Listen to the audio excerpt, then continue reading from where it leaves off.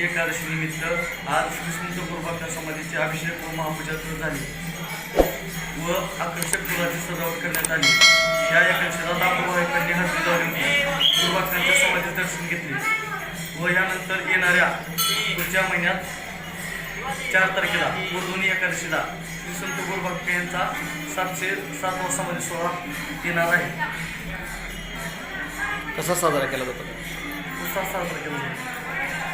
काय कार्यक्रम, सप्ताह वगैरे, कीर्तन, भजन, दिंड्या वगैरे काही येतात?